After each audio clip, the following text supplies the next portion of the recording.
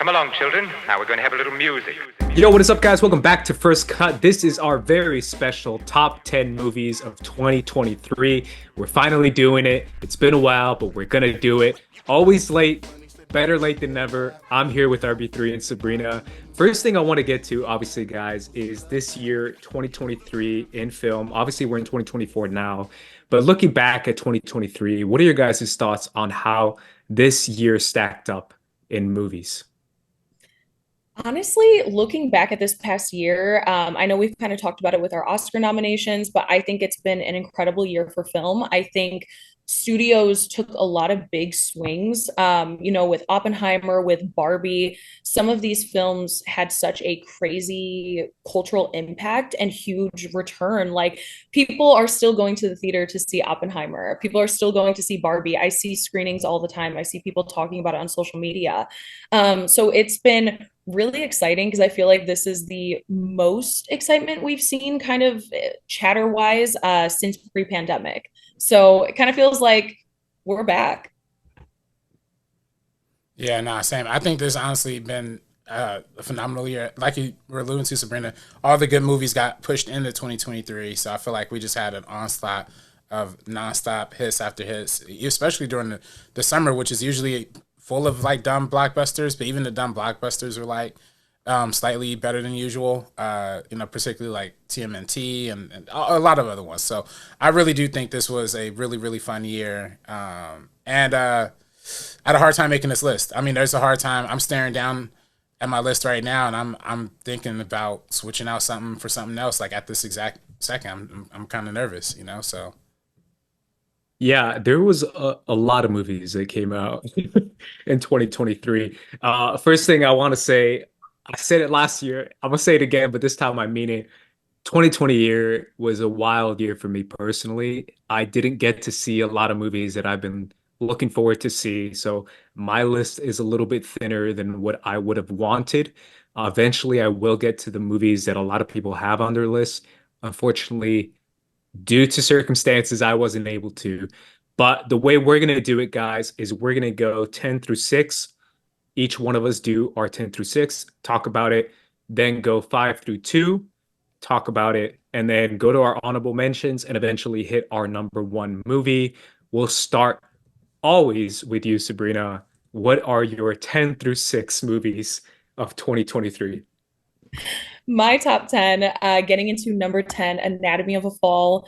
Honestly, crazy low on my list. It is a fantastic film. It's absolutely engrossing. The direction from Justine Triet is very deserving of her Oscar nomination. Top tier performances.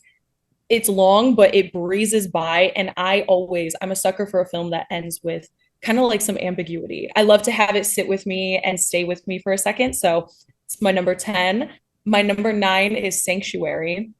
This is an erotic thriller love story with like a dom and a sub romance. Definitely very interesting. It hinges on Margaret Qualley's and Christopher Abbott's performances 100%. It's also, it doesn't really have any sets. It's really just like a hotel room. And so I think with the dialogue and their presence, their performances, it really, really elevates a film like this. And then my number 8 would be Rye Lane, directed by Rain Allen Miller, starring David Johnson and Vivian Opera.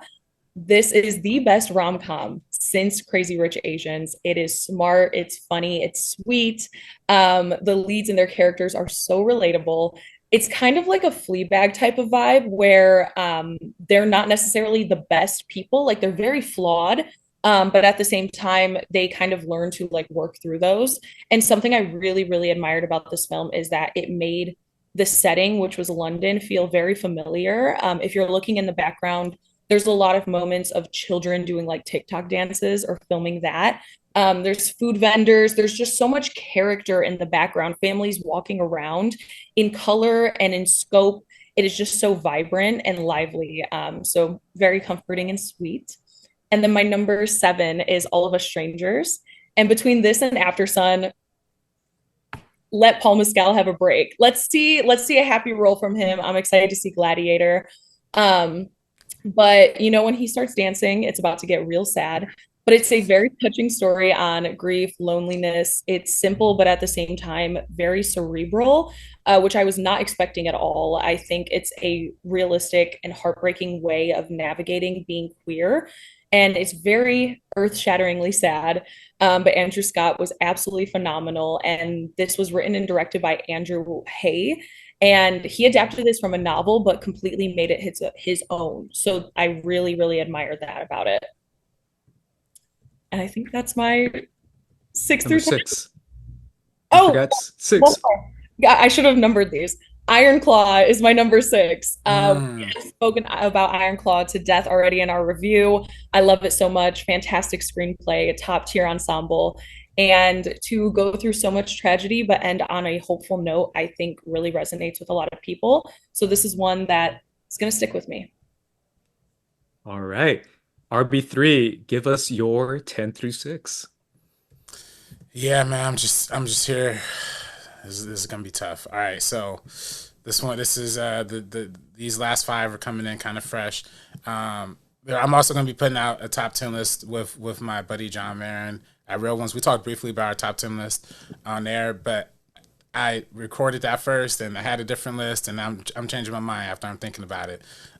So my number 10, just like Sabrina's Anatomy of a Fall, Justine Trier's film was just amazingly precise. Attention to detail was off the chart, and Sandra Hoer's performance was next level. It was quiet, it's meticulous, but it's everything that you want to see in a good movie, so it was great. Number 9, this is a new audition for me, is The Boy and the Heron by Hiro Miyazaki. Man, this was one of my favorite movies of the year, and it's truly, I saw it twice. The first time I saw it, I thought I got it, and I did get a lot of it, and then I saw it a second time, and it really stuck even harder for me, for the themes that it was going for, the message that it was trying to tell. It's a beautiful movie, beautiful movie. And Robert Pattinson as all the voice actors in the new one, Florence Pugh in the dub version, the English dub were fantastic. Number 8, The Holdovers. This is an amazingly sweet, kind, gentle film that is funny, but also just tenderhearted and nice. I probably had this a little higher earlier in the year and previously, but I think there are some things about it that I don't love as much, but everything that I love about it, I really, really do love about it. The performances were phenomenal. Number 7 is 1001 from A.V. Rockwell, starring Teyana Taylor. This movie was an engrossing piece of cinema, just through and through. Teyana Taylor's performance was next level, and it builds up to a point and momentum that, and a twist that you just did not see coming, and it's a really great movie overall, and it's a great story about family and going through struggles together. It's great. My number 6 is Barbie. Yeah, I love Barbie. Still love Barbie to this day. I can't get enough of Barbie. I've watched this movie like twice in theaters and saw it like 3 or 4 times on streaming, and I can't get enough of it. I just think it's a phenomenal piece of blockbuster cinema. It's as perfect as you could get a Barbie movie to be. So that's my 6 through 10. All right. Finally, we get to me. I'm gonna be honest. I'm always honest. So just because it's not the usual movies you see in top 10s doesn't mean it's any less. My top 10, 10 through 6, starting at number 10, I had to do it. It's Godzilla -1. This movie is emotionally impactful. It has everything you could want in a Godzilla movie, from the spectacle to the emotion from the human characters to a comeback story, everything you could possibly want inside a film. It's a full 4-quadrant movie, which is good for the entire family, which is a very interesting thing you could say about these kind of movies, but that's definitely the case with this one. So shout out to Godzilla -1. At number 9 is another one I had to do it. Every year, every time these movies have come out, I've put it in my top 10. It's Creed 3. I have Creed 3, Michael B. Jordan's directorial debut. Yeah. I love the Creed movies. I think they're all special in their own way. This is definitely the most unique one of them all. Again, talking about anime, it's very anime, just like Godzilla -1. Extremely anime. based and anime centered as far as the framing, the structure, the story style, the two guys going head to head. It's really, really cool and really interesting, and it's different from what we've seen before inside of boxing movies. So that's why it's my number 9. And number 8, I have Oppenheimer, Christopher Nolan's film. This is a massive movie, a beautiful movie, from the score to the performances, to the theme of the film that I feel like a lot of people kind of forgot about and kind of slept on a little bit, where the theme is very much in your face, about the repercussions of what this kind of evil can bring into the world and what evil looks like in different manners, where you can kind of justify what evil is, in a very interesting and unique way. So shout out Christopher Nolan for this one. And then at number 7, speaking of anime, I have Suzume, Makoto Shinkai's film from back in April or May, I believe it came out. I got a chance to see this one early, and I really loved it. Obviously, a lot of people will always hold this director up to his best, which is Your Name, and Your Name will always be considered to be one of the best anime movies, if not movies of all time. But I feel like this one, just because it didn't live up to that hype doesn't mean it's not good in its own way. So I feel like Suzume deserves to be there. At number 6, I had to do it again. Guardians of the Galaxy Volume 3. Hey. This is a movie, again, 2014, sitting down in a movie theater to see the first one really impacted me in a profound way. A month later, I moved to LA. So again, I have a really deep connection to this movie and just the love of film and the love of what you can accomplish inside a movie theater when it comes to found family and emotions and a character journey and a character arc. So shout out to Guardians of the Galaxy Volume 3. Those are my 10 through 6. What are you guys feeling right now?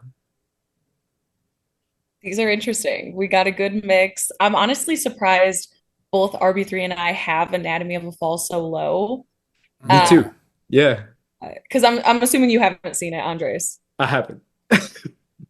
I think that's one that objectively I know is top 3 easily. Like there's no doubt.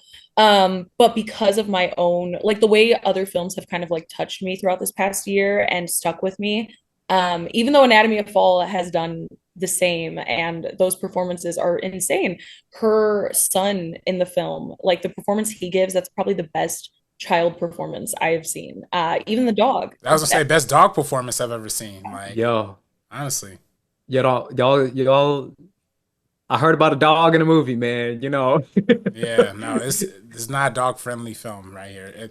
I feel the exact same way, Sabrina. Like it's objectively pretty much perfect movie, but it's like I think it's designed with this in its intent, but it's very like inhuman. Like it's very like kind of almost making you not want to root for her, or not want to root for this situation. So it's like it's a little tougher to like grasp onto, and the rewatch value, it's tough. But like, not to say it's not a great film, but it's just hard to absorb the same way, The way that I feel the exact opposite of you, Oh. I root for her. Oh, really? Okay. Yeah, I mean, I think that's the best part about a film that's ambiguous like this one. And of course, we're not going to spoil it. Andreas hasn't seen it. Probably a lot of people haven't, because I think between Anatomy of a Fall and Zone of Interest, which I still haven't seen, it's kind of really hard to catch these movies in a theater. So unless they're really accessible on streaming, a lot of people probably aren't going to be able to see them for a second. But yeah, I think overall these are really fun. Guardians, I just watched it for the first time this past weekend because I was like, no superhero films in 2023. The only one I watched was Blue Beetle that I really enjoyed. Other than that, I didn't watch a single one. So, Yeah. What'd you think of it? oh, I really liked it. I didn't know I was gonna cry over a CGI raccoon. Yes. Not to bring this maestro like slander in here, but I think this was Bradley Cooper's best performance of 2023. Yeah, I agree. Yeah, that was absolutely fantastic what they did with that character. And yeah, great kind of way to end this trilogy that I think is probably the most consistent in Marvel history, in my opinion, at least. Yeah. Yeah, RB3, you and I talked about Guardians 3 and we both loved it and enjoyed it. Yeah, who knew? Who knew that the movie that I cried the most in a movie in 2023 was going to be Guardians? Guardians of the Galaxy. I swear, I think I'm not even kidding when I say this. And again, this might be TMI, but whatever. I think this is the movie I've cried the most ever, like out of any movie in any like in history. Like even when I was a kid, I was looking back like I don't think I've ever cried this hard in a movie theater Yeah. in a minute, like in a minute. And I was sobbing like a baby. Bro, I'm such an animal lover. I talked to you about it, RB3. Anything that has anything with animals in it, like I'm gonna cry, bro. I'm gonna cry. I'm gonna cry. It just killed me. This movie just absolutely shredded me. Just Yeah. a beautiful, beautiful movie. It really is. Yeah, go ahead. I was personally really sad that I didn't like it. I'm mentioning like some other like honorable mentions, later on down the line. Unfortunately, it didn't make my top 10, but it was like right. It was right there. Like it was right.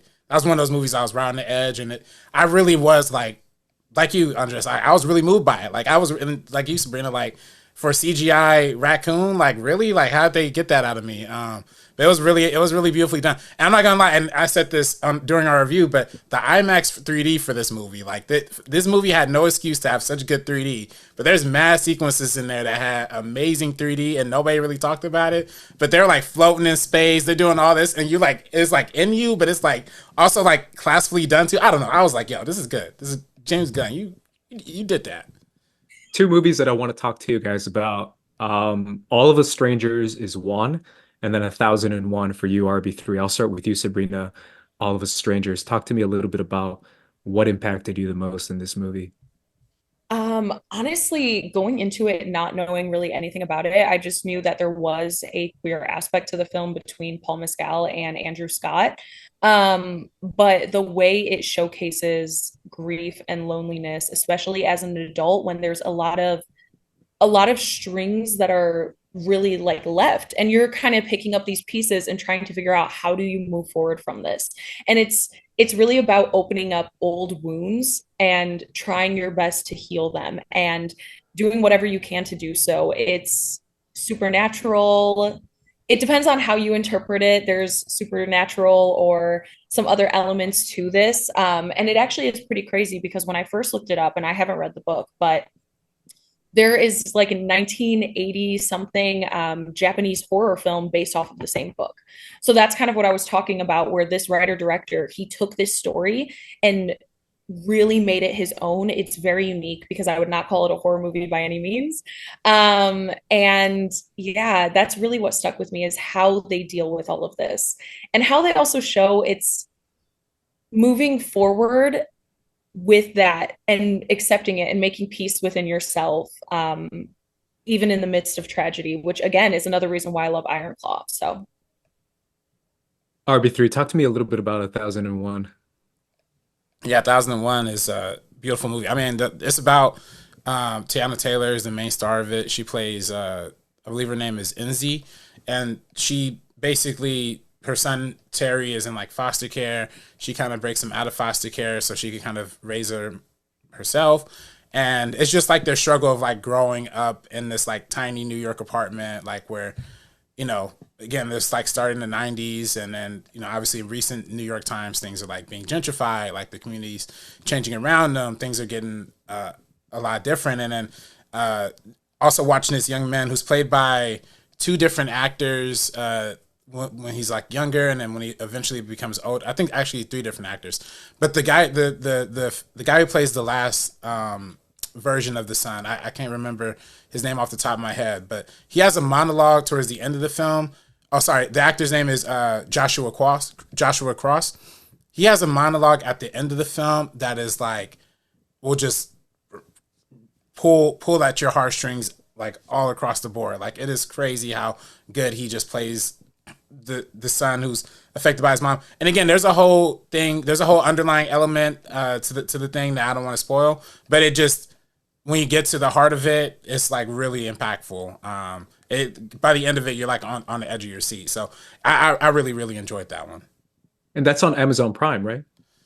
I think it's on Amazon Prime. I saw it on Peacock. I think it first came on Peacock, but I think now it's on Amazon Prime. Yeah, so it's from Focus Features. And then, yeah, the director, A.V. Rockwell, I think this is her first, like, feature film, like, debut. So just for a feature film debut to kind of come out swinging like this is really, really impressive. Yeah, Sabrina, is All of Us Strangers, is that on streaming anywhere or is that in theaters? Oh, I do want to say really quickly, we talked about how hard it is to like access some of these movies. Yeah. To drive to Century City twice just to see this movie, and that's basically like a little mini LA road trip for me Mm-hmm. from like the east side. So I don't think it's on streaming yet. I think it was recently released like in the UK. So maybe it's easier to find a theater that's playing it if you're over there. Hopefully it comes on soon because I feel like that's some of the reason why it was shut out of the Oscars for the most part. It definitely got a lot of BAFTA nominations, but I think nobody really saw it, which is really unfortunate because it is a phenomenal film. Any other movies that you really want to highlight before we get to our top five? Honestly, Rye Lane, I have either of you. Mm, I Yeah, haven't. yeah, no, it's a really good one. Yeah. Yeah, it was giving me like modern, way funnier, way less pretentious Before Sunrise, really using that element, following two people throughout this like romantic journey. Yeah, super, super comforting, super sweet, and definitely going to look into what like Rain Allen Miller does next after this one. Is that on Hulu? Is that I'm okay, it is. Okay. Yeah, that was a Searchlight film, so that one's on Hulu. Yeah, RB3, any that's final really. movie you want to give a shout out to? Nah, other than the Boy and the Heron, I'm hoping it might be on your list later on, Dress, but we'll see. We'll see. Let's get to our top five movies of the year. We're gonna go five through two. So Sabrina, give me your top five movies of 2023. This was so difficult. I feel like even everything from nine through one, they really could move in at any time, any day. But my number five, so I just want to preface that. But my number five is Barbie. I think again, it's really cool that we have a major studio film with a woman director, starring mostly women, that took a really basic IP, something that could have dragged, could have not resonated at all, and made it into something really fun, refreshing, super heartfelt. I've seen a lot of criticism on Twitter, of course, about the monologues, especially right now with America Ferrera getting her nomination.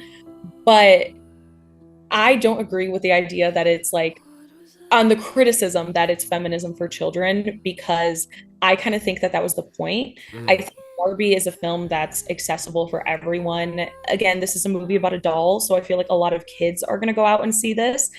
It can start conversations. An 11-year-old can watch this and glaringly notice like what is right and what is wrong, whether it's what the Barbies are doing wrong or what the Kens are doing wrong.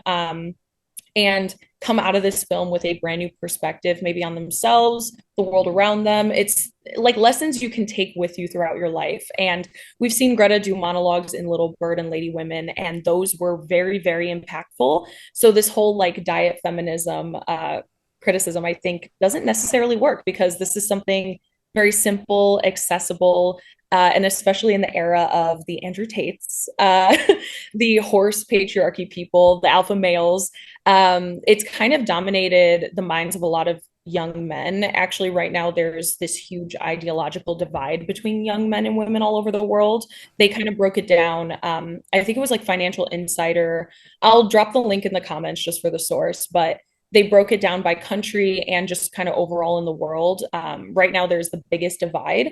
And I think a film that is so popular, made such a cultural impact, can really hopefully start conversations. Hopefully, parents can talk to their kids about being nicer to people and not putting just your needs, your thoughts, or whatever above everybody else's, and really cultivating a community. So I feel like maybe the pandemic kind of made some of us feel isolated, made some of us look into sources like this to create our own communities when we should be appreciating the people around us and celebrating that. So yeah, Barbie's my number five, and I loved it. My number four is Bottoms, the funniest movie of the year, bar none. Io was absolutely phenomenal this past year in so many different works. I think she showed off her range so beautifully, especially in a film like this. It has the most absurd dialogue, the most absurd plot points, And every single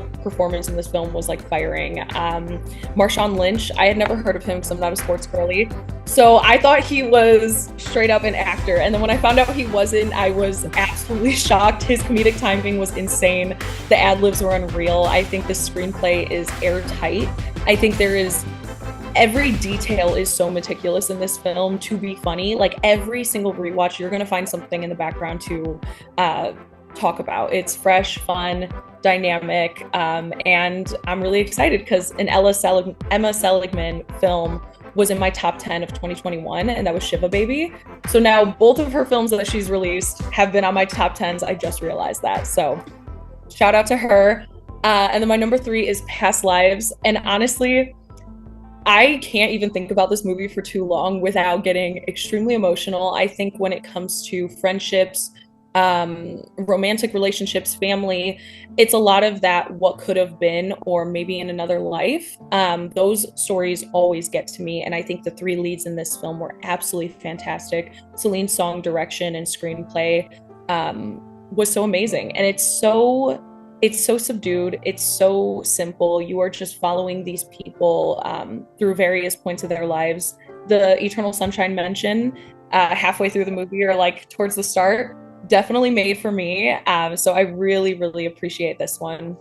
And then my number 2, finally, is Poor Things by Yorgos Lanthimos. I think it really focuses on the liberation of women. I think Bella is taking control over her own body, the world, her mind.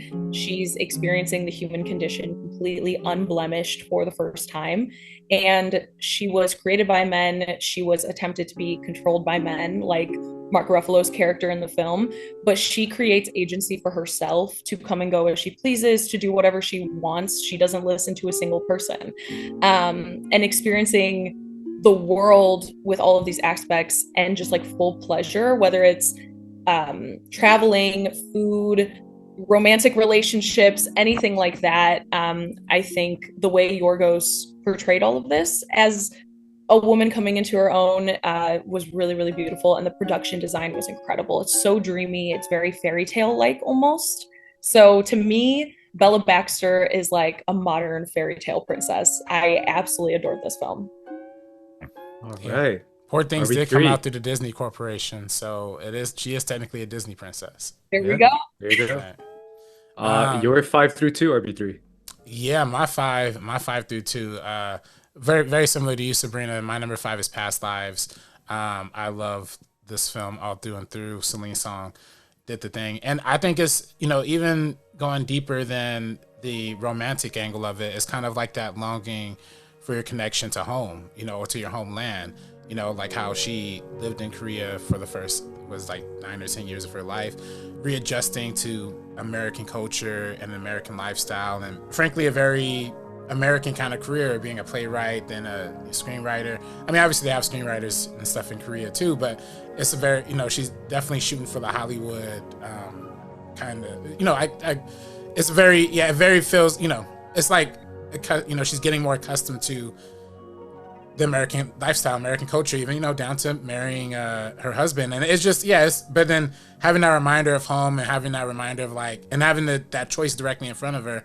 Do you continue going with the safe, comfortable, life that you built here at home, or do you want to go for what your heart truly lies, in Korea? So it's it's a very South Korea. It's a very interesting movie. It just makes you very thought provoking, and I loved every second of it. And that last long take at the end when it's just the waiting for the taxi is just heart-wrenching. I say heart-wrenching a lot. I gotta think of a better word or a more creative word, but the heart sinking, I should say. My heart was on the floor watching that sequence.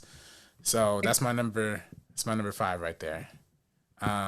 Number 4 is Across the Spider-Verse, Spider-Man Across the Spider-Verse. This was my number 1 for the longest time of the year.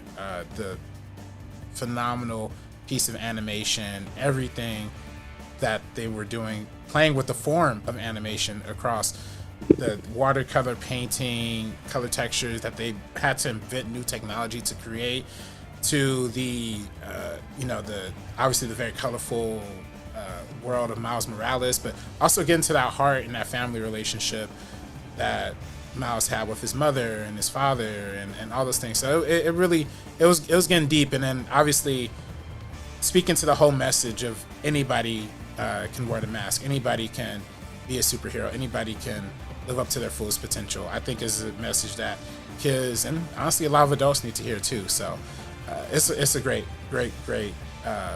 Marvel, my favorite Marvel film of the year, and honestly I think it deserved. It only got nominated for Best Animated Feature at the Oscars. I personally think it should have been up there with Best Picture, Best Original Song, Best Visual Effects, Best Sound. Should have been up there for all of it because it was phenomenal.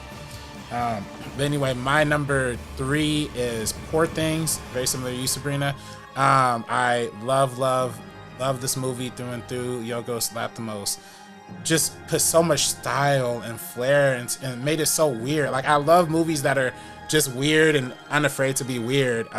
From the crazy zoom in shots to, seeing William Dafoe burp out like a nasty green, like burp and burp bubble. And then, the Bella's character development was really the thing that like really stuck out for me though, because in the beginning, it is funny. It is like you're kind of watching like this, baby in an adult body, but seeing her not only develop into a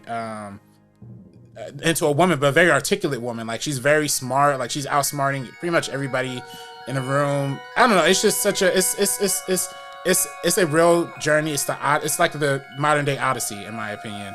And I just think I love every second of it. My man Gerard Carmichael had some of the funniest parts in the movie. His over skepticism and like avert like negativity was just some of the funniest moments in the film. And it kind of pushes Bella to a different edge as a character too. So, and obviously Mark Ruffalo as well. I mean, he transformed. You don't really see Mark Ruffalo act the way he acts in this film. So that's Emma Stone. If Lily Gladstone was not nominated this year for Killers of the Flower Moon, this would have easily been Emma Stone's award to lose. This would have easily been hers. But Lily Gladstone's there, which is also good. But yeah, Emma Stone was phenomenal in this film. And then my number 2 film of the year, Opie. Yo, somebody call Opie. It's Oppenheimer. Christopher Nolan did it. He put his foot in this movie deep all the way in it. It's one of the biggest spectacle films you've ever seen, which is crazy for a movie that is a biopic, a 3-hour biopic about a guy, a scientist.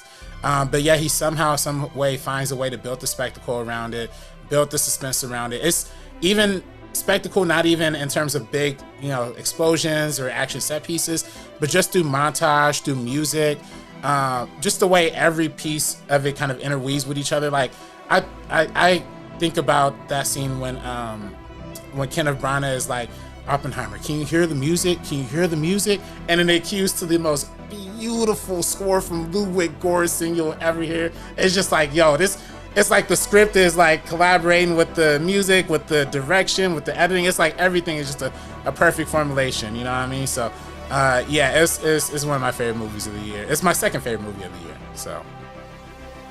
Yeah, the way Nolan, kind of credit to, obviously a lot of credit to Ludwig, which we've been giving him credit for years on this channel, but the way Nolan incorporates, you're right, RB3, the score in all his movies has always been special, but especially in this movie, the way he does that with Ludwig's score, where a lot of the tension and a lot of the drama is in the music, where you just kind of feel whatever's happening just because of the score. They're like the mathematical equation and the score's like, and you're like, oh, damn, this math equation, man. Right, I'm enchanted. I want to learn. You're like, damn, they need to get this, man. And you don't even know what you're rooting for, but it's still kind of in there because of the score. It's a crazy movie. It really is. How are you guys feeling about your 5 through 2 right now that you heard each other's? Good. All right, I got to do mine because I have to go eventually. My top 5 movies of the year, 5 through 2. At number 5, I have May December, a film that, I love this movie. I really thought it was a powerful movie, and it had a lot to say about our current world and our current uh, lifestyle where we obsess over these people and then exploit them for our own benefit, and how we take these stories of exploitation, of abuse, of situations that are happening all over the country, specifically if we're talking about America, and instead of having some sort of sympathy or empathy, we exploit them for ourselves, or we exploit them for our own benefit. It has a lot of commentary, obviously, on that Hollywood mentality and social media mentality, but it also has a lot of commentary on the dynamics of age gaps and social dynamics and relationship dynamics that a lot of people try to ignore and try to justify in a lot of ways. And that final scene with Charles Melton's character talking to his wife, and where he says, like, maybe I wasn't old enough, and she kind of shoots him down really harshly, and you realize, like, oh, he's always been in this abusive relationship, and he just doesn't know any better and how to get out of it. I found it to be a very powerful movie. I really did not know what to expect, but it really did impact me. So that's why it's in my top 5. And number 4, I have How to Blow Up a Pipeline, a film that I saw recently, a neon film that is currently on Hulu. It literally is what it says. It's like the shortest movie I've seen all year, and it literally just takes you from A to B, which is how to blow up a pipeline, with little character vignettes into how to know each one of these characters. It teaches you about very little, but at the same time, just enough about what it is going on in the world as far as climate change and what is happening, and how extremist measures seem to be the most logical, where you start to think to yourself and say, hey, this is the only way people will listen, where sometimes awareness isn't enough. And sometimes that feeling that I think a lot of people are feeling right now, whether it is about climate change or whether it is about anything going on in the world or in this country, a lot of people are kind of tired about being told to wait and being told that if you just tweet about it, it's kind of cool or it's good enough, when in reality, sometimes there needs to be aggressive action. So I found it to be very interesting and very powerful in that sense. At number 3, I have the best anime movie of the year. It's the first Slam Dunk, a film that absolutely blew me away. The animation is absolutely insane. It's a combination of 2D and 3D, and it blends perfectly. And it's all about just story and tragedy and life and overcoming it, all inside a basketball game. And I was like, you got me, I'm in. I absolutely love basketball, and the way it was able to combine storytelling about families, about livelihood, and each one of the starting 5 have a story to tell. I thought that was a really cool way to incorporate the stories inside a basketball game, and how they're able to come back in the game and obviously come back in life as well with their character journeys. So it's an amazing movie. I really highly recommend it. And then at number 2, I have Past Lives, a movie that absolutely shredded me as well, just like you guys, and left me heart-wrenched, as you would say, RB3, because it's absolutely beautiful, expertly directed, a lot of commentary, obviously, like you said, Sabrina, on what could have been, but also, like you said, RB3, the immigrant story, which I really connected with, because I feel like a deep connection to Greta Lee's character inside this movie, this kind of youth mentality, as far as like you remember a little bit of the home country that you came from, but at the same time you're incorporating yourself into America, and you have ambition. You have a lot of ambitious ideas as far as what you can do in your life and what you want to do in your life, and what you feel like you probably couldn't do in Korea, at least when you were younger. You probably could do in America. That's the whole idea. But at the same time, you feel like you lose part of yourself that you want back. You want to have that connection to your culture. So absolutely beautiful film. Truly one of the best of the year. It probably could have been my number 1, to be honest, if it wasn't for one more. But yeah, how are you guys feeling? Honestly, a lot of these are super cool. I love that we all have Past Lives so high. I think Yeah. I think this is a great example of one of those films, kind of like an after sun of last year, Mm. that every single person gets something out of it, no matter what stage of life you're in. This will resonate. Mhm. Yeah, Yeah. I feel like everybody regrets something. So it's like that little bit of regret, like yeah, what like you mentioned, Sabrina, what could have been, like that little like that thought of the one who got away. Like it's always something that lingers in the back of people's minds. I feel like so. Whether it's like a person, if it's a friendship, or no matter what it is, I feel like we are always doubting ourselves in a lot of moments, big moments in our lives. And this is one of them. It's like someone comes from your past to say hello. And it's like all these feelings come back. Hmm. Like all of us strangers too, in a way. Also, I'm laughing about the first slam dunk. This is right up your alley. Like the second I looked it Yeah, up, I haven't heard of this. I'm like, yeah, this would be on your top 10 list. Very on. It's it's amazing. It really is. you Go on know, number three. well, I was gonna say about the first slam dunk. I remember your review for it, and your Yeah. review on Geeks of Color was very passionate about it. Your review for Sue the other anime that you put on previously. I don't want to mispronounce it. Yeah. Suzumi. Yeah, that one. The review for that one was really good on Geeks of Color too. But yeah, I knew you was hyped on this. I forgot that it was. I thought it was. I don't know why I didn't think it was like a movie. Is it? So it's a movie. It's a theatrical like movie. Like that was You could have actually seen it in theaters. Yeah. I went out and really. saw it in theaters too. Yeah. Oh. Yeah. Dang, that's dope, man. I mean, I would have, yeah, I love, you know me, man. We talked about Kuroko's basketball like Yeah. mad times. Like, I love that. I still haven't seen this movie, but you know, I've seen that on number one of a lot of anime people's like list of the year. So like, I'm telling you, if you guys look up reviews for this movie, man, like the New York Times was raving about it. They were like, this is crazy. I've never seen anything like it. Like every single outlet was just going crazy about it. It really is. I think it was the best anime movie of the year. mm, Um, in an anime field that had a lot of great movies, obviously.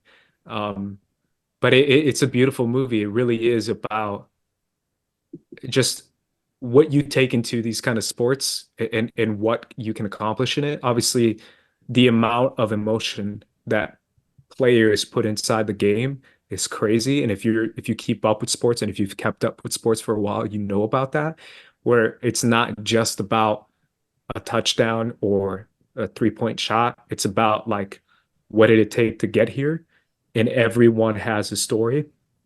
And basketball has always been, in my opinion, and a lot of people's opinion, the one that's the most open-faced approach where there's no mask, literally, mm-hmm. and it's just literally a chess game head to head, like the close-ups on people's faces you can get in basketball, like the Michael Jordan. If you saw the what Last was that? Dance. The Last Dance. That right there, bro. Like the Michael Jordan journey has always been about like the eyes and just locking into a person's eyes, learning about their stories, hearing about their father, their mother, their brothers, whatever life they had to deal with. And that anime create that with an anime background, it's just like it's perfect. It absolutely is perfect. So I love it. And I love to see May December on your list too. Yeah, did you guys like this movie? I felt Yeah, I like bet. I was the only one. Oh, I really really liked it. Okay, I Yeah, the performances were incredible, and like Charles Melton, oh my God. he's great. It was so crazy how Todd Haynes really towed the line of like comedy with such serious subject matter. Because like a line that sticks with me besides a lot of the heavier lines is like, I don't think we have too many hot dogs. And then Oh it yeah, like and the score, yeah. so it's little touches like that that kind of almost like make something this difficult so palatable. And the fact that, again, as we're going through the story, we see the way he has been treated, not only by society and failed by society as a whole, but this woman, Julianne Moore, but then at the same time, it's allowed to happen again with Natalie Portman taking advantage of him as well. So it's just a failure on all accounts. So that's definitely something that stuck with me after this film. Yeah, no, same. Again, if we could have made like a top 15, like I would have been really happy. You know what I mean? Like, cause yeah, this would have been For sure. In that group, like this was right on the edge of. I mean, we could talk about honorable mentions now too. We'll talk about honorable mentions. Yeah, soon, we will. May December was definitely real close to making that list. Actually, we talked about it a little bit before, but I did a whole Todd Haynes binge throughout this year. So I watched Velvet Underground. I watched the one that he did with that was kind of inspired by David Bowie. I can't remember off the top of my head. Watched Carol, watched a lot of his films. But the one I was really moved by was his one he did with Julianne Moore called Safe, which is like her being in like this. It's almost very similar to May December in the fact that it's like about this. It's not very similar, but it's similar stylistically about like a woman. She's pretty like germophobic and she gets sick by like some chemicals in the air. So like some weird stuff starts happening around her. But it's similar stylistically to May December because the score is like over the top. You know, it's very quiet kind of situation and quiet dialogue, but very over the top like score and dramatic movements and stuff. So it's I love Todd Haynes, like one of the greatest filmmakers we got right now. I should have this should have been on my list. If there wasn't so many great movies this year, this for sure would have been on my list. For sure. The funny moment for me was the scene when they're in the mirror, in the bathroom mirror, and Julianne Moore is putting on her makeup. Oh yeah. And it's they start getting like real close to each other, and you're like, what is this like sensual nature to the scene? And her giant lisp, she's like, have you always wanted to be an actor? And I was just it just comes out of nowhere.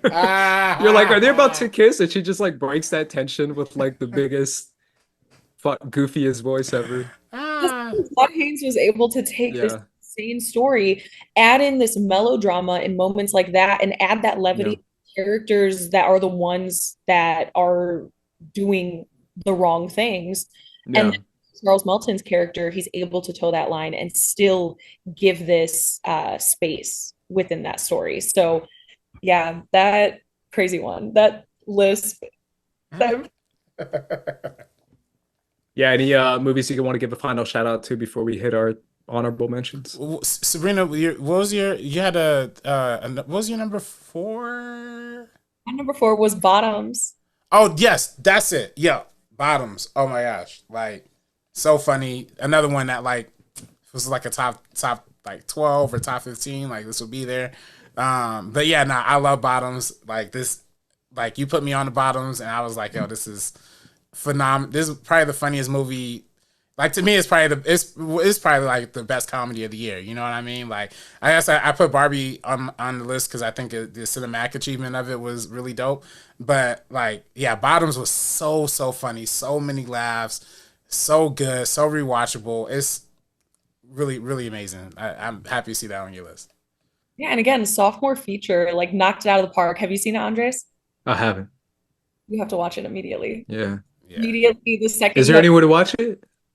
MGM Plus, I think. Ooh, I don't have that. He has MGM Plus. Yeah. Yeah, I know. I think it's just available to rent right now unless you have MGM Plus, but I'd really recommend it if you just need a good laugh, especially like you're gonna sit there and watch an All of Us Strangers and Iron Claw Past Lives and you need a palate cleanser. This is the perfect one. It is absolutely absurd, ridiculous. Rachel Sennett and Io Debris, like great duo on this film. Yeah, I feel like that's something we should do as well if we can, just to mention if there's anywhere to watch these movies. I think for most of them there is not, unfortunately. But if there is, I know mid-December, obviously Netflix. How to Blow Up a Pipeline is on Hulu.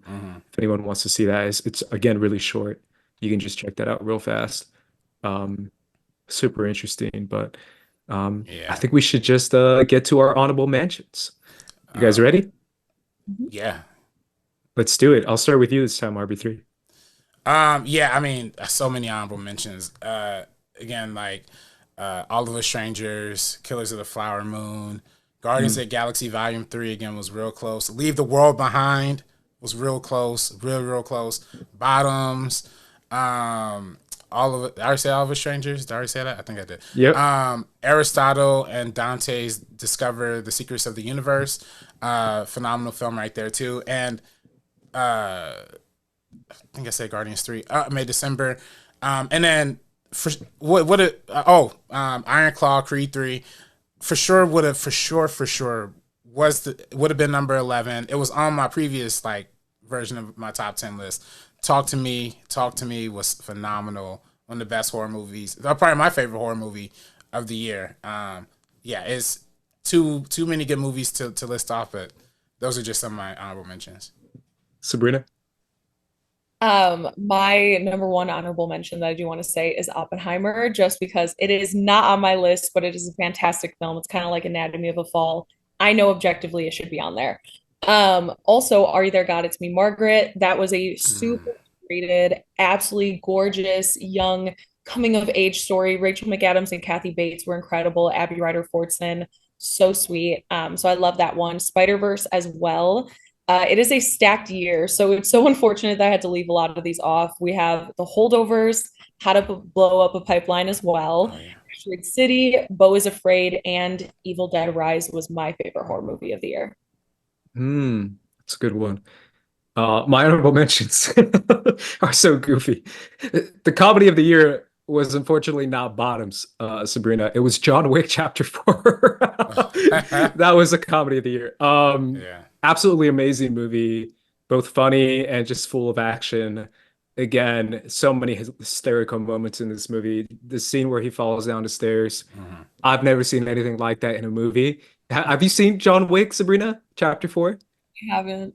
Okay, it's incredible. Like there's a scene where John Wick falls down the stairs for 15 minutes. No, it's straight, the longest, like 15 minutes. Yeah, it's comedically and it keeps long. going. Yeah, it's so funny. Seen it yet, but that scene in Hot Rod when he's like running, he's like, I need to go to my quiet place, and he falls down a hill and he falls for a comedically long amount of time. This is that I'm getting from John Wick, yeah. It just keeps going and going, and then you're just like, all right, it's done, and it just keeps going. An incredible movie, absolutely beautiful. Shout out to Mr. Nobody, shout out to the dog. Killing people, it's really cool. Good dog representation in that. It is. Nimona, a Netflix animated movie that I got to review, is a really heartfelt movie that I really enjoyed as well, starring Riz Ahmed and Chloe Grace Moretz, I believe. And then my final honorable mention, I had to do it. RB3 put me on this movie, and it's dope. Gran Turismo. Oh, yeah. Hey. Yo, shout out David Harbour. Shout out Orlando Bloom. Yeah. Shout out Tall Homie who can drive.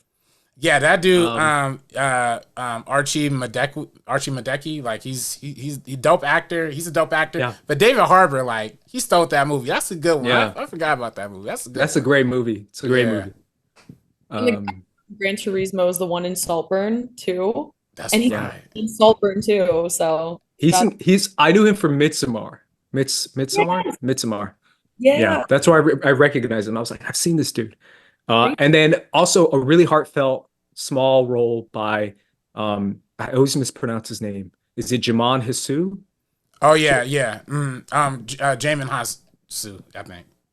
Yeah, I always mispronounce his name, but Jaman Hasu or Jaman Hasu, from, if you know him from Gladiator, from Guardians, and obviously now his incredible role in Rebel Moon as the general. Shout out to him. He's an incredible actor. He talked a little bit about getting less roles. So hopefully this movie and Rebel Moon will lead him to getting more roles. But those are my honorable mentions. Now to our number one movie of the year. Sabrina, your number one movie of the year. Ooh, my number one is Priscilla by Sofia Coppola. I read the book right before watching the film. I had no connection to Elvis at all. I don't care about him. So hearing this story and seeing how young she was, like all of it was definitely really surprising to me. And the fact that it's something that's not really talked about when you talk about Elvis. I don't think it was super, super present in like Baz Luhrmann's film. Like there definitely wasn't a focus on the fact that he started dating Priscilla when she was like 14 years old. But anyways, to get into it, I think Sofia Coppola reflects the experience of girlhood, being like a young woman in this world in a way that is so subdued and very layered. Whereas a film like Blonde can exploit the subject, this one succeeds in not doing so and definitely adding a lot of nuance to all of this. Elvis is a larger than life presence in this film, played by Jacob Elordi. After this, I was like, I was not familiar with his game. He is fantastic. I only really saw him in like Euphoria or things like that, and this and Saltburn. He is a really, really great actor. I loved his performance as Elvis as much as I dislike Elvis. And he is larger than life in Priscilla's eyes. And Sofia Coppola, she shoots Graceland in a way that also kind of reflects the characterization of Elvis in this film.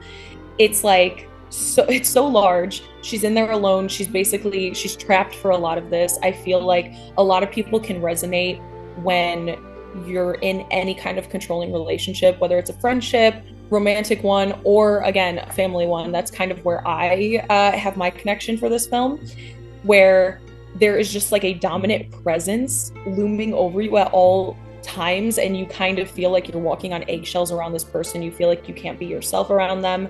I think with this film, the production design was absolutely immaculate.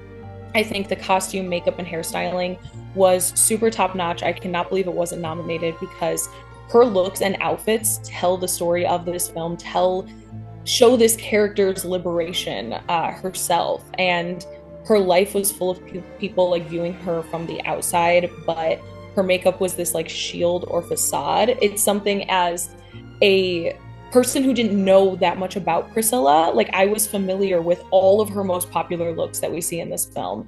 And it's just pretty crazy, because there's a scene of her putting on lashes, makeup, doing her hair while she is in labor, because she was just so afraid of letting her real self shine through, that she had to put on this mask. And I think a lot of women can relate to that as well.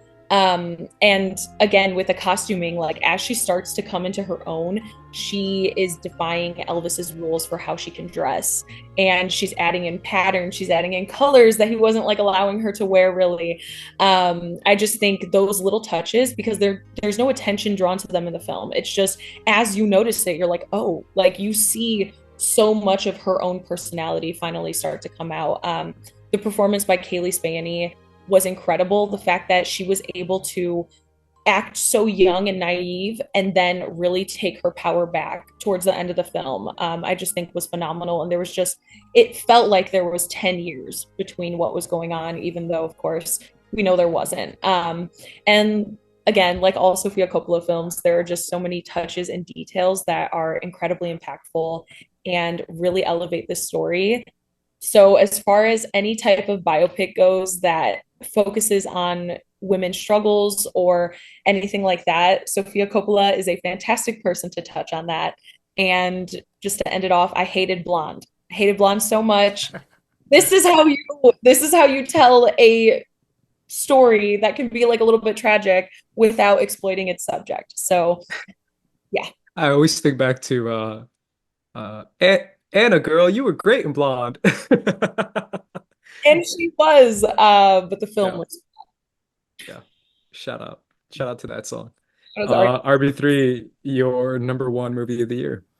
My number one movie of the year is Origin, directed by Ava DuVernay. This to me is one of the most emotionally resonant movies I've ever seen. It's a, thought-provoking, it's moving, it's brilliantly acted and directed, and just something that just really challenges the narrative form in really interesting ways. The fact that it's telling the story, it's adapting the book of Cass, but it's adapting it by telling the story of the author who's writing it, like as she's writing it, while also incorporating the stories that are in the book. So interweaving a lot of anecdotes and historical periods and times, and it's just an epic, sprawling, globe-trotting journey that like has just everything that you want in an adult movie that makes you think. I said in my review, like, there's a think piece with a capital THINK, and like for sure it's just pure like theoretical academia, like kind of speak or whatever about like race and race relations and like oppression and things like that, and the idea of caste. But the way they managed to convince me or any audiences who watched the movie, audiences who were surprised by a movie like I was when I saw it on like the Mystery Movie Monday or whatever. The way that it's able to convince the audience of the argument that's being placed, the argument being that the black struggle, the black American struggle, the Jewish struggle during World War II, and the Nazis, and with the diet and the struggle of the Dias in India, how all of these systems of oppression and all these systems of caste are like interlinked. It just does a phenomenal job of making the argument and landing on the argument by the end of it. So, and yeah, and it's also just a really beautiful personal journey. Again, Anjanou Ellis Taylor is probably my favorite performance of the year. John Barenthal's performance in this is phenomenal. Niecy Nash Betts is also phenomenal. So it's like everybody who's in this film is great. Cinematography is great. It's just top notch all the way around. So I know Andres, I know you wasn't rocking with it as much. We do have our review coming out, our spoiler review of Origin coming out pretty soon. But yeah, it's I was moved by it. I really liked it, and I hope more people get to see it because it hasn't been as seen as it should be. But it's one of the most profound pieces of cinema I've seen in a long, long time. Absolutely. Finally, my number one movie of the year. I think you guys have mentioned it already, but again, as you said, RB3 beforehand, it was my number one for a really long time.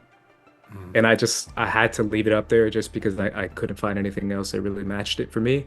And that is Across the Spider-Verse. No other movie emotionally impacted me by the cinematic scale of what I was seeing, but also the emotional scale, the story structure, the ideas being presented to you, the fact that this was a superhero movie, but it featured so many artistic visions, and the visions all kind of came together. It was a really unique and powerful thing. As a lifetime fan of animation, I really did feel like this was a love letter to the medium in general, where all of animation is being thrown at you, where every single style, every single emotion is being portrayed in a manner that cannot be done in live action and is done way more effectively in animation. And it is a specific style that is good for all ages. And just because it is a medium that has been thought for a really long time to be for kids doesn't mean it can't deliver the exact same or higher quality than any other movie I saw in 2023. So for that reason, Across the Spider-Verse is my number one movie of the year. I really did feel like this is the one movie that had a lot to say about knowing your place in the world and being told your place in the world and defying that and saying, I'm not going to do that, and standing up against it, where you are told that this is where you're supposed to be and this is where you belong, when in reality, your background, your history, your family, everything that you've been told is making you different is what can make you better than everyone else inside this world. So I absolutely loved it. I really did feel like when Guillermo del Toro tweeted out, Across the Spider-Verse is here to heal your soul or something. I'm like, I'm with it. That's exactly it. It's gonna heal your soul. Yeah. Or whatever he said. There was like a specific line he said that I was like, bro, that's a bar. Yeah. It's my favorite movie of the year. I can't deny it. Yeah. So. Hey, Guillermo del Toro, he retweeted my review too of it on Oh, no way. Stellar. Yeah. I swear, what did he say? He said something so good. I was like, bro, he said something like heal your soul. I was like, bro, I feel that. Nah, that. he loves it. I mean, I think anybody who genuinely loves the art form of animation can love Across the Spider-Verse like in so many different ways. I mean, it's just like it just is it's a great animated film, but it's also just a great human story about being who you are and being proud of it, essentially. And just done in such an artsy way too. But it's also, I get, people who are a little bit, it's a Spider-Man movie, and I think that's why it doesn't get the same amount of seriousness in that conversation. But I think to me personally, the filmmaking is like the filmmaking and the animation within the filmmaking is like next level. So yeah. Every Spider-Man iteration, whether it's like Tobey, Andrew, I think the Spider-Verse with Miles Morales, I think these are the best films, the best Spider-Man films we've ever had. I think it's literally mixed up there with Spider-Man 2. These are fantastic. I'm excited to see how the trilogy ends, Yeah. or part two, kind of, but yeah. I guess it's a trilogy. Yeah, if it's and then yeah, the three. Yeah. Yeah. Sabrina, Priscilla is something that's always been on your mind. You've been looking forward to this one forever, and it delivered for you. Were you disappointed that it didn't get more attention in awards? Yeah, honestly, it's such a stacked year. I feel like we always have disappointments, but because there are also so many wins in a lot of ways with some other films in certain categories, I feel like I didn't focus on the losses as much. So it is really unfortunate that this didn't get anything. Because again, some of these technical ones, when it comes to production design, makeup, hairstyling, all of those, I really, really do think it deserved it at least. But yeah, I think this one was very, very low key. I feel like that happens with Sofia Coppola's films a lot. Like, I don't know if you guys have seen, um, they wouldn't give her the budget in this film to shoot a sequence in Los Angeles. So she had to take from her own Cartier commercial. She had to take sequences from that to put into Priscilla. And Really. yeah, and it's so crazy because one, Nepo baby, she's a Coppola. If she's going through these struggles, like where, how is that happening? It's absolutely insane. So it's not surprising. I feel like a lot of times Sofia Coppola's films aren't necessarily taken as seriously as some other people's. We saw that with the Virgin Suicides, even Lost in Translation. The the kind of way it has aged, people don't really talk about her filmography a lot, which I feel like we've talked about it. We had a whole meeting up episode years ago Mhm. about it. And so she has her specific style. I understand if you don't rock with it, it's not going to work. But again, I think throughout her entire filmography, the way she handles girlhood, the experience of being a young woman, I think is really unmatched, very unique to her style. Yeah. Yeah, I 100% agree, and I love Priscilla as well. That was such a good movie. I do like seeing the other side of the Elvis Presley tell. You know what I mean? And I just think yeah, everything about it, the performance, like you said, it's very similar, not similar, but like how Cillian Murphy is like doing multiple years and like decades through his character, but you kind of see the age as he's like maturing through those years. I love that you can see that through Katie, through the lead performance in Priscilla as well. Like you could really see her like growing, maturing, aging, and becoming her own. While also being in this like tightly wound environment, the cinematography was really nice too. Like you mentioned, when she's like alone in the mansion and Elvis's mansion, it really did look like kind of like a painting with all the natural light just bursting through the windows, like really making it like a beam, kind of like beamy kind of ghost town type of feel. Yeah, it was brilliantly done all the way through and through. The shot of her when they're in Los Angeles and Elvis is doing like a sermon for some young women that are really only there because he's Elvis. Mm, And he compliments one of the women's perfumes and kind of gets like a little flirty with her right in front of Priscilla. And mm, the perfume he complimented was the perfume that she wears. So mm. like he complimented on this random woman and she gets very emotional, gets up, goes to her room. The shot with like the light peeking through on her face. Oh my gosh. My favorite shot of 2023, 100%. Mhm. Stunning. Yeah, it's definitely one that I definitely want to check out for sure. Sabrina, have you seen Origin yet? I have not, Okay. unfortunately.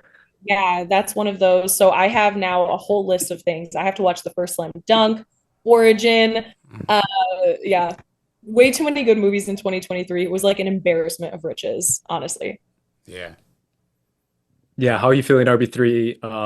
Have you heard more about people talking about Origin? No, not necessarily, but I mean that's okay. You know, I know it's a movie that can, it's not a movie. For everybody. You know what I mean? Like I think people come away with it with different readings, or people might not be ready to be, you know, given like a college thesis. You know what I A mean? history Like lesson, yeah. yeah, history lesson in their movies. I get that, but at the same time, no, it is a brilliant piece of cinema, and I do hope it gets more attention. But that's why I put it in my. That's why part of the reason why I put it in my number one, because I feel like it's amazing and brilliant, and everybody should see it. But I hope I'm highlighting some attention to bring to it. Same, I think I feel like with you too, Sabrina, like putting Priscilla, you know, giving Priscilla that number one spot definitely, hopefully, inspire some people who are watching this to check it out, because I think those people should watch Priscilla. Like, it's a really really good film. And I don't know where it's streaming at, but I do know, like, when I saw it in theaters, it was really really like a great cinematic experience, especially like I said, like the cinematography, the music cues. Sofia Coppola with music and score is just always phenomenal. So yeah, I definitely think yeah, hopefully that's on streaming. Hopefully Origin's on streaming. For Origin, Neon, I feel like they ain't got no money in the bank. Like I saw some report that they had a $14 million marketing budget for Ferrari, but then they cut it down to like 7 million, like right before the release. So it's like, dang, if they only had 7 million for the Adam Driver movie directed by Michael Mann, like how much do you think they're gonna have for Origin? So I don't know. Crazy because we chatted a few weeks ago, and when you brought up Origin RB3 is the first time I had ever heard of it at all. And I pay attention to this stuff. So for people who aren't painstakingly paying attention to every single release, they're definitely not going to hear about it. So I think it is really cool to shine that light on Origin, especially because that's another one that was completely shut out of the Oscars, like Priscilla. You know, again, it's a crazy year, it's a stacked year, but it's important to support some of our favorite creators, even if the marketing budget doesn't allow. Yeah, I kind of feel like I'm happy Neon has the gut. I don't know. I was gonna say something harsher, but has the heart to like make these movies, but it's always kind of disappointing that we don't really hear about quite a few of them, if I'm being honest. I How blow up a swear. pipeline? You have I to look think for I heard that. that from you, Sabrina. I'd never heard about this movie, and then I just saw it recently, and I was like, I would have never seen this movie. And I never saw a trailer, I never saw a poster, nothing. I think I heard that from, I think you mentioned that in our text chain one time. Um, and then obviously now Origin RB3, you heard that from RB3. It's kind of weird how those are two Neon films, and they're both. There was a major Neon release though, right? What was the major one? The one that Ferrari. got a lot of awards. No, there was another one. Oh, Wasn't Anatomy there? of a Fall. Anatomy of a Fall. Yeah. Anatomy of a Fall. Okay. Mhm. Words That's behind. Neon, right? Okay. So that's probably the one they were focusing on the most. Because even Ferrari, like, that was in theaters for like a week. Crazy. And I don't think a lot of people saw that. no, yeah, and like Searchlight, I think is another studio since we're since we're calling out studios here. Yeah. They had All of Us Strangers, they had Sanctuary, I believe. If not, Hulu had it. Sanctuary is another one where, yes, this is a very out there concept, but I feel like a lot of people haven't even heard about its existence. I found out about that through a coworker. So I think word of mouth and maybe social media and people tweeting out their reactions to films have definitely encouraged some other people to check out films that they may not have heard of. Um, yeah. Yeah, Yeah. I think Poor Hopefully. Things was also like Searchlight as well. I think they did good with that one. I Yeah. think it's probably what they put a lot of their money behind. But then we see some of these other films for certain studios kind of falling to the wayside because of it. Same thing with like Iron Claw. Um, mm, before, they are like the reigning Best Picture winner, and they're not even putting the support behind Iron Claw that I think they should have, because I definitely think it needed to be in maybe screenplay, Zac Efron. Um, What was their big one this year? A24. Past Lives? Oh yeah. That's probably their big one. Yeah. Yeah, You're I right. think maybe Past Lives. Yeah, but That's still, A24.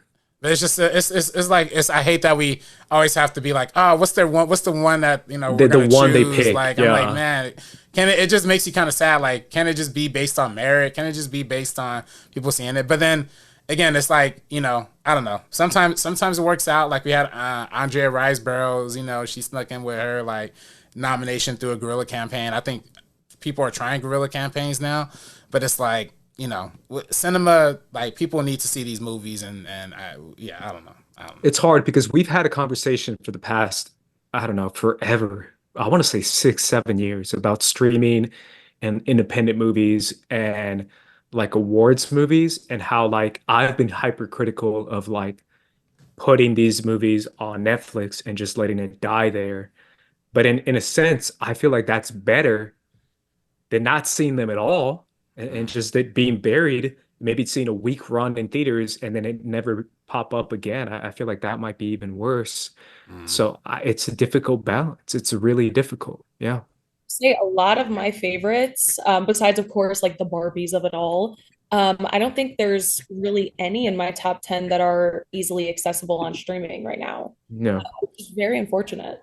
Yeah, the anime ones for me are always tough. I know it's hard for people to see those movies. Obviously, I always recommend them and I hope people can watch them. But I do understand if people are like, where? Where can I see these movies? I think you can see Suzume in Crunchyroll. I think it's on Crunchyroll. I don't think First Slam Dunk is on there yet though.